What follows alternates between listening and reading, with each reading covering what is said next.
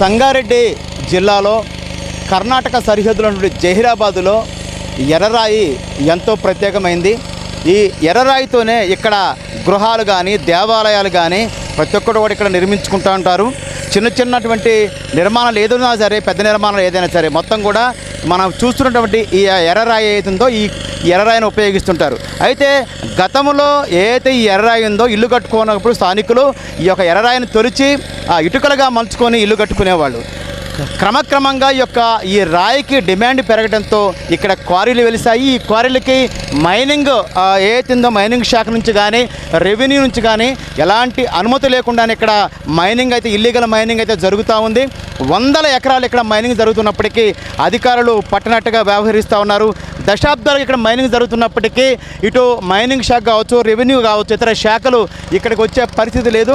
మన ఇక్కడ చూస్తున్నటువంటి ఏదైతే క్వారీస్ ఉన్నాయో ఇక్కడ 100 ఎకరాల అసైన్డ్ ల్యాండ్లో కావచ్చు, ప్రభుత్వ భూముల్లో కావచ్చు ఇక్కడ యథేచ్ఛగా జరుగుతున్నాయి. ముఖ్యంగా గతంలో మనం ఇందాక చెప్పుకున్నట్టు గతంలో ఎవరైతే స్థానికులు చుట్టుపక్కల జహీరాబాద్ నియోజకవర్గం కావచ్చు, సంగారెడ్డి జిల్లాలో కావచ్చు స్థానికులు ఎవరైతే ఉన్నారో వారందరూ కూడా ఈ రాయిని ఉపయోగించుకునేవారు. ఇక్కడ ఇటుక ఏదైతుందో మట్టితో చేసేటువంటి ఇటుక అవుతుందో ఆ ఇటుక తయారీ తక్కువగా ఉంటుంది.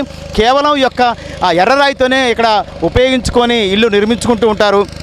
అయితే స్థానికులు నిర్మించుకున్నప్పటికీ ఏమీ కాలేదు. కానీ ఇప్పుడు ఇది ఈ యొక్క రాయి ప్రత్యేకత ఏంటంటే ఎండాకాలంలో చల్లగా ఉంటుంది, చలికాలంలో వెచ్చగా ఉంటుంది. 3 కాలాల్లో కూడా ఇల్లు చాలా హాయి గొలిపే విధంగా ఉండటంతో దీనికి ఈ యొక్క రాతితోని నిర్మాణాల యొక్క డిమాండ్ పెరిగింది. దాంతో కర్ణాటక, ఈ విధంగా మహారాష్ట్ర, అదేవిధంగా తెలంగాణలో అనేక ప్రాంతాలకు ఈ రాయి తరలి వెళ్ళే పరిస్థితుంది.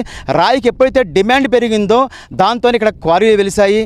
కేవలం ఎలాంటి పర్మిషన్ లేకుండానే యథేచ్ఛగా అసైన్డ్ భూములు, ప్రభుత్వ భూముల్లో 100 ఎకరాల్లో ఇక్కడ ఈ క్వారీస్ వెలిసాయి. మైనింగ్ శాఖ ఏతుందో మైనింగ్ అధికారులు కనీసం ఇటు కన్నెత్తి కూడా చూడరు. రెవెన్యూ వాళ్ళు కానీ ఇక్కడ ఏం జరుగుతుందో కన్నెత్తి చూడకపోవడంతో యథేచ్ఛగా ఎర్రరాయి తవ్వకాలు జరుగుతున్నాయి. ఇక్కడ నుంచి తరలిపోతూ ఉంది. ప్రభుత్వానికి రావాల్సిన ఆదాయం కూడా ఇక్కడ గండిపడే పరిస్థితి ఇక్కడ కనిపిస్తూ ఉంది. మరోవైపు ప్రకృతి విధ్వంసం కూడా ఇక్కడ జరుగుతూ ఉంది. స్థానికులు ఎప్పటి నుంచో మొరపెట్టుకుంటూ ఉన్నారు, అధికార యంత్రాంగానికి చెప్తూనే ఉన్నారు ఇక్కడ యథేచ్ఛగా మైనింగ్ జరుగుతుంది, అలాంటి పర్మిషన్ లేకుండా జరుగుతుందని కూడా చెప్పినప్పటికీ అధికారులు చలనం లేదు. మరి ఇప్పటికైనా అటు మైనింగ్ అధికారులు కావచ్చు, జిల్లా కలెక్టర్ కావచ్చు చొరవ తీసుకొని ఇక్కడ అక్రమంగా జరుగుతున్న మైనింగ్ మీద దృష్టి పెట్టాల్సిన అవసరం ఉంది. ఎందుకంటే ఇక్కడ 100 ఎకరాల్లో ప్రభుత్వ భూముల్లో, అసైన్డ్ భూముల్లో కూడా యథేచ్ఛగా తవ్వకాలు జరిగే పరిస్థితి ఇక్కడ కనిపిస్తూ ఉంది. దీనికి అడ్డుకట్ట వేయాల్సిన అవసరం ఎంతైనా ఉంది. కెమెరా పర్సన్ వినోద్తో పివి రావు, 10 టీవీ, సంగారెడ్డి నుంచి.